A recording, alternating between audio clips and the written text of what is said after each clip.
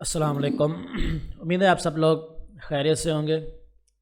आज बड़े दिनों के बाद फिर से लेकर आया हूँ आपके लिए मैं एक नई वीडियो फॉर NA10 क्लासेस हमारी। हमने लास्ट वीडियो में आपको याद होगा हमने एक AI चैटबॉट बनाया था व्हाट्सएप के लिए, जिसके लिए हमने ट्विलियो को यूज़ किया था, ट्विलियो का अकाउंट बनाया था। उसके ज़रिए हमने एक व्हाट्सएप चैटबॉट बनाया था। तो आज हम वहीं से थोड़ा सा कंटिन्यू करेंगे। मैंने वहाँ से आगे कोई काम नहीं किया है, जहाँ पे हमने छोड़ा था हम वहीं से कंटिन्यू करेंगे। उसी से आगे हम मज़ीद उसमें काम करने वाले हैं। अब मेरा इरादा ये है कि हम एक पैनल बनाएं जिससे हम चैटिंग कर सकें कस्टमर के साथ। लेकिन शुरू में मेरा इरादा यही था, लेकिन इसमें थोड़ी सी डिफ़िकल्टीज़ आएंगी क्योंकि उसमें कुछ ऐसी चीज़ें चाहिए जो फ्री में मिलना मुश्किल है। तो व्हाट्सएप बोट को हम वहीं पे स्किप करेंगे। उस पर मैंने थोड़ी सी चेंजेस किए हैं, वो मैं आपको दिखा दूंगा और आप उसको प्रॉपर्ली डाउनलोड कर सकते हैं डायरेक्टली मेरी वेबसाइट से, जहाँ पे आपको कोड मिला था वो भी मैं आपको स्क्रीन पे दिखा दूंगा किस तरह से है। लेकिन हम व्हाट्सएप बोर्ड को यहीं पे स्किप करने लगे हैं। हम थोड़ी सी आगे एडवांस लेवल पे जाएंगे AI पे। हम अभी के लिए NA10 को भी स्किप कर रहे हैं, यहीं पे स्टॉप कर देंगे, हम इसको पॉज कर देंगे। अब नेक्स्ट जो चीज़ें हम सीखने वाले हैं, हम थोड़ी सी सीखेंगे vibe coding, AI coding with AI। मैं यूज़ करने वाला हूँ अपनी इन क्लासेस के लिए गूगल जेमिनाई को।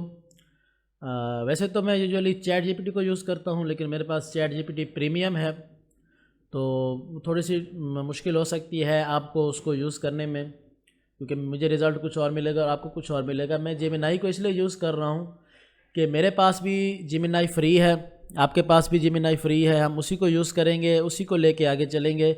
उससे हम थोड़ी सी कोडिंग भी सीखेंगे और कोडिंग के बेसिक्स हमें पहले करने होंगे। वाइब कोडिंग आजकल बहुत मशहूर हुई है, लोग इसको बहुत ज़्यादा कर रहे हैं, लेकिन फंस जाते हैं इसमें जाके ना। मसला क्या होता है कि उनको बेसिक्स का नहीं पता। कुछ ऐसी चीज़ें होती हैं जो हमें खुद से करनी पड़ती है। हम बार बार AI की तरफ नहीं जा सकते। ये नहीं कि हमने सिर्फ एक फ़ाइल का नाम चेंज करना है, हम AI की तरफ जाना पड़े कि पूरी फ़ाइल चेंज करके दो। पहले तो हम कोशिश यही करेंगे कि ट्रेन करेंगे अपने AI को अच्छी तरह से कि वो हमारा काम सही तरीके से करके दे। लेकिन हमने इसको अच्छी तरह से समझना है पहले बेसिक्स को। हम जो लैंग्वेजेस यूज़ करने वाले हैं वो है जावास्क्रिप्ट, अभी कोर जावास्क्रिप्ट यूज़ करेंगे हम, और PHP कोर यूज़ करेंगे हम, वर्जन 8 या कोई भी जो अवेलेबल होगा लेटेस्ट इस टाइम वो यूज़ करेंगे। लेकिन हम यूज़ करने वाले हैं प्योरली AI को फॉर कोडिंग। हम अपना कोड खुद से नहीं लिखेंगे, लेकिन उससे पहले, उसकी तरफ जाने से पहले हमें कुछ ना कुछ बेसिक्स सीखनी होंगी कोडिंग की।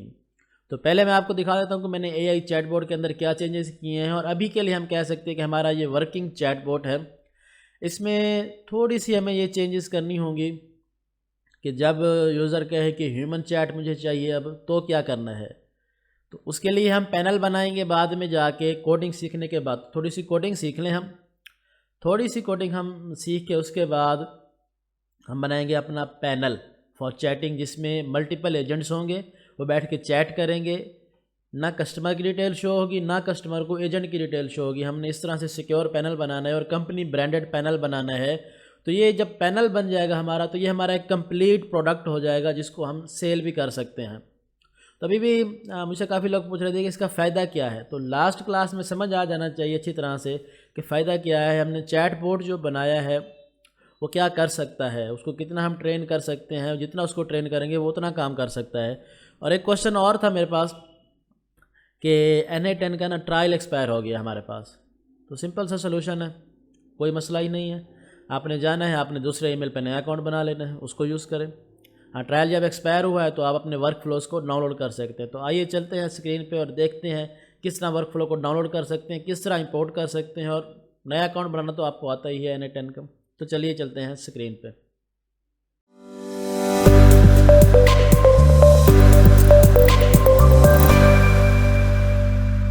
तो ये मैंने NA10 को ओपन कर लिया अपने पास, आप देख सकते हैं। अब यहाँ पे हम मैं वही व्हाट्सएप वाला चैटबॉट ओपन कर रहा हूँ। तो इसमें मैंने ये थोड़े से चेंजेस किए हैं। इसमें एक इशू आ रहा था, वो ये था कि जब कोई न्यू मैसेज आ रहा था ना, तो मैसेज डिलीवर नहीं हो रहा था, वो यहाँ पे सेव नहीं हो रहा था और वापस शो भी नहीं हो रहा था। उसमें थोड़ा सा इशू था। मैंने क्योंकि या तो ये चैटबॉट ये नोड हमारी एक्टिवेट हो रही थी, वर्क हो रही थी, एग्जीक्यूट, या ये वाली हो रही थी। लेकिन हमने एआई के अंदर दोनों को मेंशन किया था, इसलिए हमें इशू आ रहा था कि कभी एक नोड एग्जीक्यूट होती थी, कभी दूसरी एग्जीक्यूट, इसलिए मसला हो रहा था। मैंने क्या किया, मैंने यहाँ पे ये सेट नोड लगा दी, जिसमें दोनों में वेरिएबल का नाम मैंने सेम रख दिया और डेटा पिछली से ले लिया। अब एक चीज़ इसमें मज़ीद याद रखने की है कि जब हम यूज़ करते हैं नोड के नाम की बजाय जेसॉन, तो इससे मुराद होती है बिल्कुल एग्जैक्ट पिछली नोड। यानी कि जिस नोड के अंदर मैं हूँ, नोड नंबर 2 के अंदर हूँ, तो जब मैं लिखूँगा सिर्फ जेसॉन डॉलर के साथ, तो इससे मतलब क्या होगा कि पिछली नोड को मैं रेफरेंस कर रहा हूँ। लेकिन जब हम 2, 3, 4 पीछे वाली नोड्स को रेफरेंस कर रहे थे, तो फिर हम लिखते हैं नोड का नाम, जिस तरह मैंने आपको पिछली क्लास में समझाया था। तो इसलिए मैंने यहाँ पे सेट नोड की। अब आप अगर एग्जैक्ट ये वर्क फ्लो डाउनलोड करना चाहते हैं, तो आपने जाना है हमारी वेबसाइट blog.amdigitals.net पे। इसमें आपने चले जाना है ब्लॉग्स पे, और यहाँ पे ये पहला ब्लॉग जो हमने लगाया था, जिसके अंदर कोडिंग भी थी, तो थोड़ी सी कोड के अंदर भी चेंज है और थोड़ा सा मैंने मज़ीद इसका चेंज किया। तो आपने यहाँ पे नीचे आके यहाँ से वर्क फ्लो को डाउनलोड कर लेना है। Ctrl+S करूँगा मैं और इसको मैं सेव कर लूँगा। ठीक है, .json फाइल मैंने सेव कर ली यहाँ पे।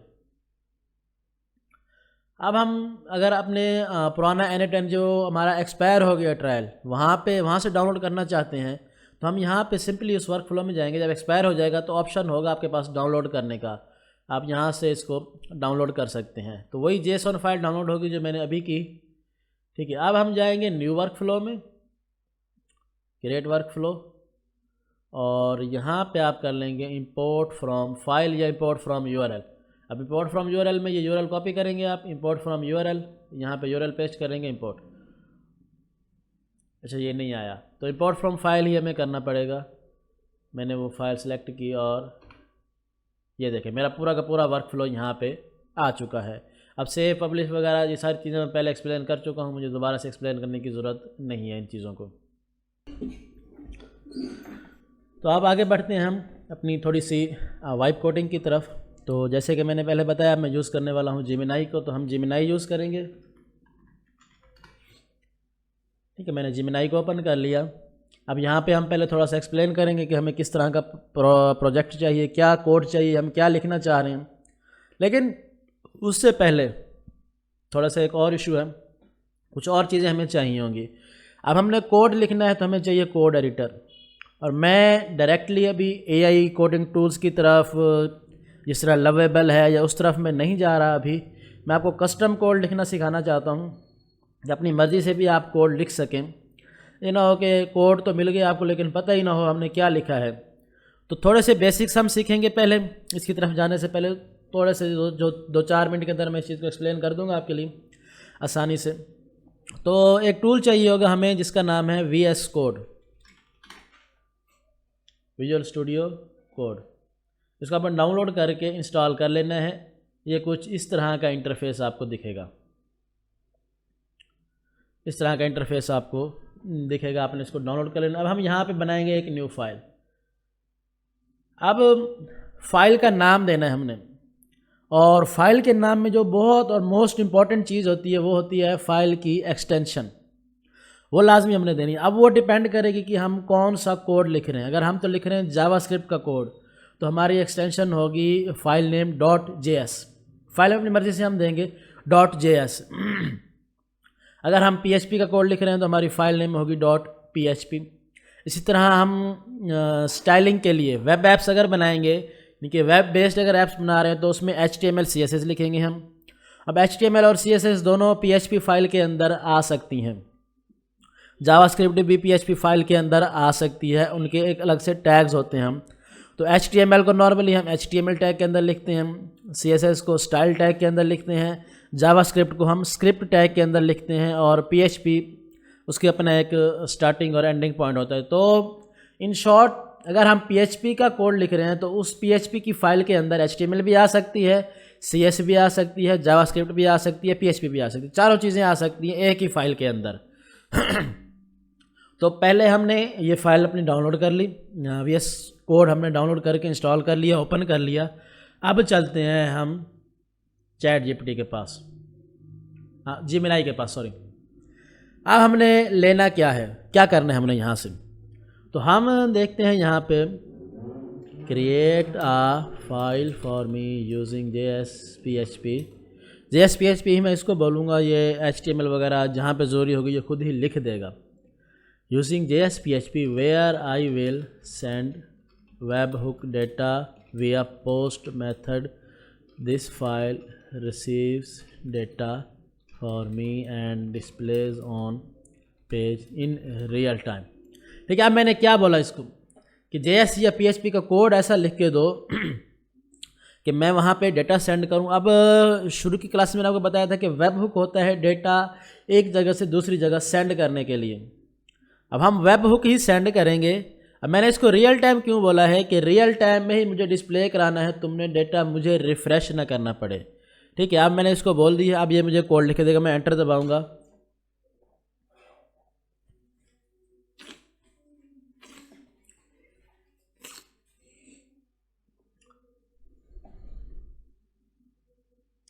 अब क्या करें, building a real time web hook listener requires two parts, a server side script to catch the data and a client side script displayed without refreshing the page. ठीक है, अब ये कह रहा है कि मुझे चाहिए PHP का कोड। अब PHP को रन करने के लिए, अब AI ने ये तो बता दी ना कि PHP का कोड है चाहिए, लेकिन बेसिक्स में प्रोग्रामिंग की क्या आएगा कि PHP का कोड लिखने के लिए आपको एडिटर चाहिए, वो मैंने बता दिया आपको। कोड को रन करने के लिए हमें सर्वर चाहिए। ठीक है, सर्वर चाहिए होगा। अब उसके लिए हमने क्या करना है, हम डाउनलोड करेंगे एक सॉफ्टवेयर का नाम है XAMPP, XAMPP। अब इसको डाउनलोड कर लेना है आपने। ठीक है, XAMPP फॉर विंडोज़ डाउनलोड करके आपने कर लेना है इंस्टॉल। तो मैं एज्यूम ये कर रहा हूँ कि बेसिक इंस्टॉलेशन तो आपको आती होगी, आपने हर चीज़ को यस करना है और इसको इंस्टॉल कर लेना है। अगर कोई मसला आए इस चीज़ के या VS कोड के अंदर तो आप कमेंट्स कर दीजिएगा, मैं इंशाल्लाह नेक्स्ट वीडियो के अंदर एक्सप्लेन कोशिश करूँगा। अगर नहीं समझ आ रही, अगर कोई मसला आ रहा है तो आप हमारा फेसबुक का ग्रुप है जो, उसका लिंक मैं दे दूंगा आपको डिस्क्रिप्शन के अंदर, आप वो ज्वाइन करें, उसके अंदर अपना मसला पोस्ट करें, इंशाल्लाह वहाँ पे आपको सोल्यूशन मिल जाएगा। तो हमने यहाँ पे इसको डाउनलोड कर लेना है, इंस्टॉल कर लेना है। इंस्टॉल करने के बाद हमने जाना है फाइल मैनेजर के अंदर, C ड्राइव, ये आपको XAMPP का फोल्डर मिल जाएगा यहाँ पे अगर आप XAMPP डाउनलोड करेंगे। यहाँ पे हमने जाना है htdocs में, यहाँ पे हम बना लेंगे एक फ़ोल्डर। मैंने इसको लिख दिया वेब हुक, कुछ भी नाम आप अपनी मर्ज़ी से रख सकते हैं, बस ये नाम याद रखना है। अब हमने जाना है VS कोड में, यहाँ पे कंट्रोल ओपन फोल्डर में कर लूँगा। अब मैं ये क्यों कर रहा हूँ, ताकि मेरे पास ये फ़ोल्डर ओपन हो जाए, मैं कोई भी नई फाइल डायरेक्टली VS कोड से बना सकूँगा इसके। तो मैंने यहाँ पे इसको क्लिक किया, मैं जाऊँगा वापस C में, XAMPP में, htdocs में जाना लाजमी है और ये ज़रूरी है कि htdocs के अंदर ही आपका फ़ोल्डर हो और आपकी फ़ाइल्स रहें। ठीक है, मैंने ये ओपन कर लिया फ़ोल्डर। अब वापस चलते हैं हम जेमिनी की तरफ। अब उसने कहा है कि PHP का कोड लिख रहा हूँ। अब उसने कहा था ना कि सर्वर चाहिए आपको, तो सर्वर हमने XAMPP की सूरत में इंस्टॉल कर लिया, उसके अंदर PHP इंक्लूडेड आती है, तो हमने वो इंस्टॉल कर लिया, हम इसको यूज़ करने वाले हैं। अब ये कोड दिया इसने हमें, लेकिन एक मसला फिर है, वो क्या है कि हमारा सर्वर है लोकल होस्ट पे और कोड हमारा आना है इंटरनेट से, और हमारा जो सर्वर है वो इंटरनेट पे एक्सेसिबल नहीं है। ठीक है, अब देख लेना कितनी सारी टेक्निकलिटीज़ आ रही हैं, ये चीज़ें फ्री में करना मुश्किल हो जाएगा ना हमारे लिए। तो अब हमें एक और चीज़ चाहिए जिसका नाम है ngrok। क्या नाम है? ngrok। तो हम जाएंगे अभी फिर से गूगल पे, हम डाउनलोड करेंगे ngrok। अब जब इसको डाउनलोड कर रहे हैं आपने, तो आपने इसका अकाउंट भी बना लेना, यहाँ पे ये हमें चाहिए होगा बाद में। ठीक है, माइक्रोसॉफ्ट स्टोर पे ये अवेलेबल है, हम यहाँ से डाउनलोड करके इसको इंस्टॉल करेंगे। ये मुझे यहाँ पे ऐसे शो हो रहा है, तो मेरे पास ये पहले से इंस्टॉल्ड है। अब हम फिर से इसी जेमिनी को कहते हैं, अब इसने कोड तो दे दिया ना हमें, अब हम कुछ चीज़ें इससे पूछते हैं, ये कुछ इसको बताते हैं। I am using localhost and N8N online to do this what do I need, I installed. अब हम इसको अपने स्टेप्स बता रहे हैं, हमने क्या कर लिया। I installed GIMP and what else should I do.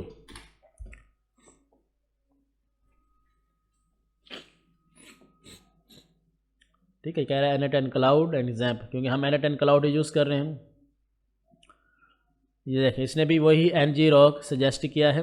ठीक है, ये हमें पब्लिक आईडी दे देगा, तो हम डाउनलोड कर लेंगे। ओपन योर टर्मिनल, कमांड पर run the command provided in the ngrok dashboard, ngrok config add auth token your auth token. ठीक है, तो अब हमने जब अकाउंट बनाया, हम इसमें लॉगिन करेंगे। तो मैं डायरेक्टली लॉगिन विद गूगल कर रहा हूँ, आप अपना नया अकाउंट बना लेंगे जिस तरह भी आप बनाना चाहें।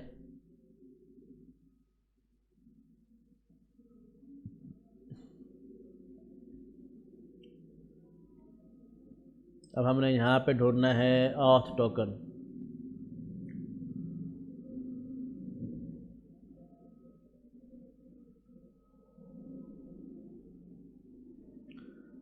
जेमिनी से हम देखते हैं किस तरह हमें मिलेगा।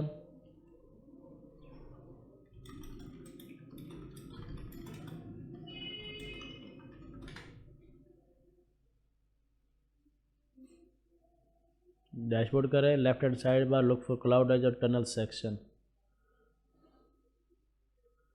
कहाँ पे, हाँ ये रहा मेरा ऑथ टोकन। ठीक है, ये ऑथ टोकन आपने देख के कॉपी कर लेना है, तो मैं इसको कॉपी कर रहा हूँ। ठीक है, या हम ये सिंपल ये पूरी कमांड ही कॉपी कर लेंगे यहाँ से, ये वाली आपने कमांड कॉपी कर लेनी है। अब जैम्प इंस्टॉल हो गया हमारे पास, VS कोड इंस्टॉल हो गया, हमने जेमिनी से थोड़ी सी बातें कर ली, हमने ngrok को डाउनलोड कर लिया, हमने इंस्टॉल कर लिया। ठीक है, अब इसको ओपन करने के लिए किस तरह हम चलाएंगे। पहले आपने जाना है वापस फाइल मैनेजर में, जैम्प फोल्डर के अंदर आपने आ जाना है, और यहाँ पे आपने ऊपर कर लेना है जैम्प कंट्रोल पैनल।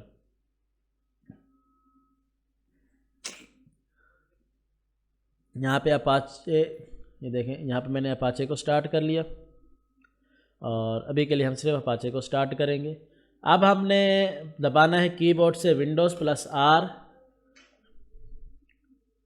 इस तरह का डायलॉग बॉक्स ओपन होगा। यहाँ पे आपने दबा देना है CMD, ये आपके पास कमांड प्रॉम्प्ट ओपन होगी। अब वो जो कमांड हमने वहाँ से कॉपी की थी, आप राइट क्लिक करेंगे, कमांड आपकी पेस्ट हो जाएगी। ठीक है, ये हो गई auth token save to configuration file. अब नेक्स्ट स्टेप क्या है, हमारा ऑथ टोकन अब सेव हो गया, हमने अभी तक उसको रूट नहीं किया है। ठीक है,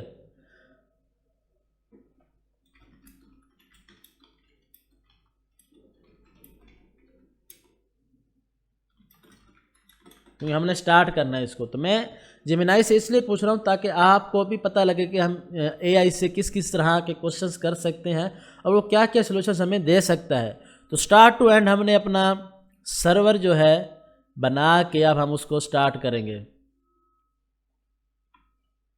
ठीक है, ये URL हमें मिल गई। कहाँ गई URL हमारी, ये वाली। ठीक है, ये URL हमें चाहिए होगी।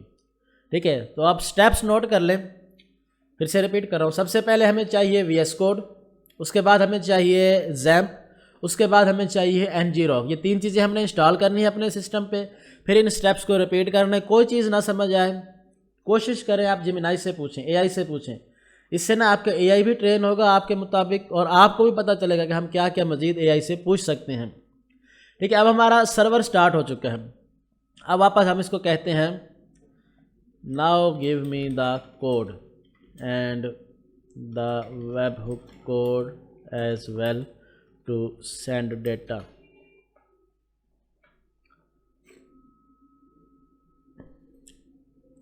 ठीक है, अब इसने जो हमें फ़ाइल दी थी हम फिर से लेंगे इससे।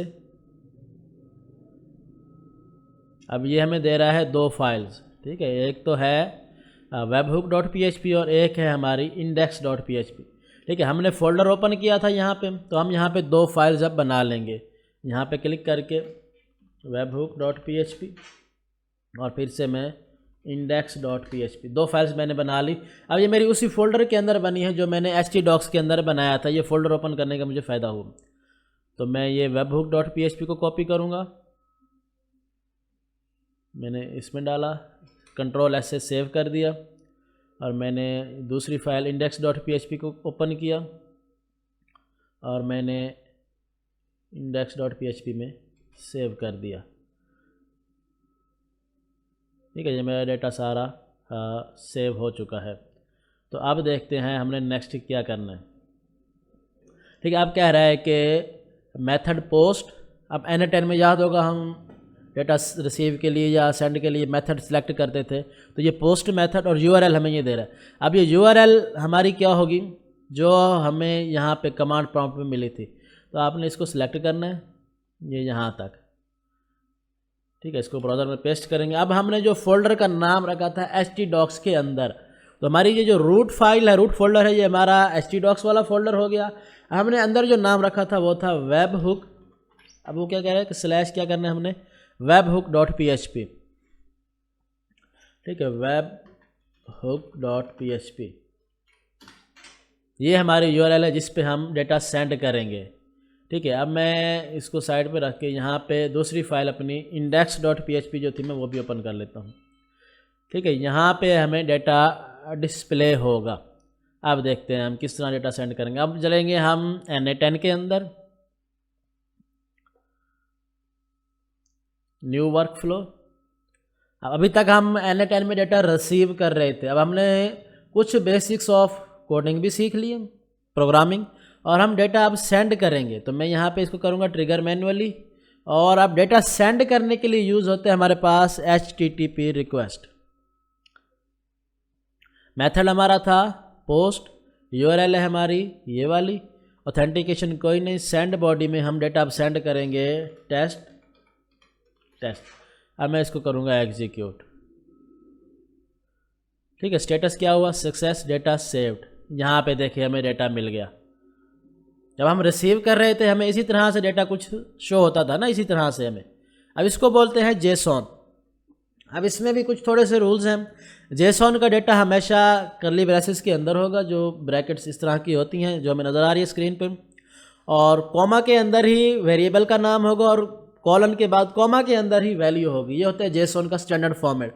अगर हम मल्टीपल वैल्यू सेंड करेंगे तो यहाँ पे फिर से कॉमा आएगा। मैं देखिए आपको मल्टीपल वैल्यू सेंड करके दिखाता हूँ, test2। अब ये आपने चीज़ जहन में रखनी है कि ये नेम यूनिक होने चाहिए। ठीक है, मैंने फिर से एग्जीक्यूट किया तो देखिए ये रियल टाइम में मेरा डेटा जो नया आ रहा है वो डेटा मुझे यहाँ पे शो हो रहा है, क्योंकि मैं डेटा वेब हुक पे सेंड कर रहा हूँ। तो आज अभी तक हमने क्या सीख लिया कि डेटा Na10 पे रिसीव कैसे करते हैं, वो हम पिछली क्लासेस में सीख चुके हैं। डेटा Na10 से सेंड कैसे करते हैं और आगे हमने रिसीव कैसे करना है वो भी हम सीख चुके हैं। आप पिछली क्लासेस आपको याद होंगी कि वेब हुक का काम क्या है, डेटा सेंड और रिसीव करना। एक जगह से ले आना है, दूसरी जगह पे रिसीव करना है। तो हम पहले बाहर से सेंड करते थे और Na10 में रिसीव करते थे। आज हमने Na10 से डेटा सेंड किया है और बाहर हमने रिसीव किया है। ठीक है, यहाँ तक उम्मीद है आपकी बात क्लियर हो चुकी होगी। अब हम आगे बढ़ते हैं, थोड़ा सा मज़ीद इसको आगे लेके चलते हैं।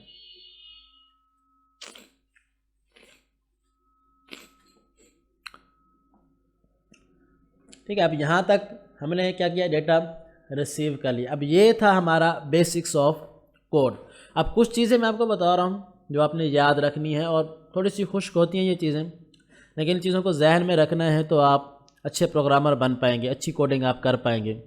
अब जो मैंने पैनल बनाना था व्हाट्सएप के लिए या चैट के लिए, जो मैं बात कर रहा था शुरू से कि हमने एक पैनल बनाना है, आप ज़रा गौर करें और सोचें और समझें इस बात को कि पैनल बनाने के लिए पैनल हमारा बनना था एक्सटर्नल। चैट हमारी हो रही थी Na10 के थ्रू व्हाट्सएप पे, व्हाट्सएप डेटा सेंड कर रहा था Na10 को, Na10 प्रोसेस करके सेव करके वापस सेंड कर रहा था व्हाट्सएप को, व्हाट्सएप रिसीव कर रहा था और हमें व्हाट्सएप पे मैसेज भेज रहा था। अब पैनल हमने हमारा जो बनना था वो बनना था एक्सटर्नल। अब एक्सटर्नली हमें डेटा सेंड करना है, Na10 से डेटा सेंड करने हमने एक्सटर्नली, बाहर किसी चीज़ को, बाहर किसी पैनल को, किसी सॉफ्टवेयर को, किसी URL को, तो उसका रिसीवर हमने इस तरह से बनाना है। ठीक है, अब चूँकि आप सीख चुके कि लोकल होस्ट को इंटरनेट पे कैसे एक्सेस किया जाता है ngrok के थ्रू, अब हम मज़ीद आगे चलेंगे इस पर। अब Na10 का भी मसला आपका इंशाल्लाह नेक्स्ट आने वाली वीडियोज़ में हल कर दूंगा कि हम लोकली ही इसको इंस्टॉल कर लेंगे NA10 को फॉर प्रैक्टिस। ना एक्सपायर होने की टेंशन होगी, ना ही आपको ये इशू रहेगा कि ट्रायल ख़त्म होने वाला है क्या करें अब, क्योंकि अब हम थोड़ा सा एडवांस लेवल की तरफ जा रहे हैं। अभी तक जो हमने किया है वो बिल्कुल बेसिक्स थे, अब हम थोड़ा सा एडवांस लेवल की तरफ जा रहे हैं।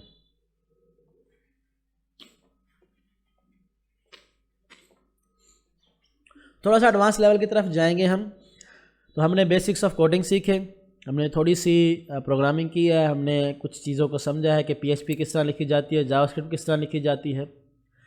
ठीक है, अब आगे बढ़ें थोड़ा सा इसी वीडियो के अंदर। अब ये देखिए, ये मेरे पास जो है ना डिस्प्ले कराने के लिए, अब मैं जेमिनी को कहूँगा थोड़ा सा कि where we display data in index.php file make it bit more beautiful, use CSS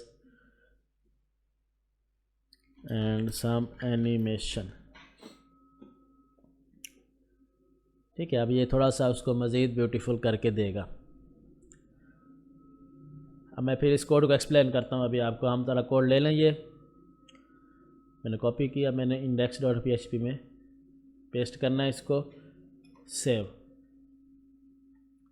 ठीक है, इसको रिफ़्रेश करेंगे हम अपना, ये देखें आप। अब ये क्या किया इसने, थोड़ा सा इसको ब्यूटीफुल कर दिया। मैं कोड को थोड़ा सा एक्सप्लेन करता हूँ आपको। अब ये देखें, हमारी फ़ाइल क्या थी, .php फाइल हमारी। ठीक है, टॉप पे है HTML, ये देखें HTML टैग के अंदर सारी HTML आ रही है, और स्टाइल टैग के अंदर जो चीज़ आ रही है हमारे पास ये है हमारी CSS यहाँ पे। अब ये जो रूट है, हम क्योंकि आगे हमने कोडिंग करनी है तो ये बेसिक्स चीज़ें अभी से आप समझ लें और इनको जहन में बिठा लें, याद रखें इन चीज़ों को।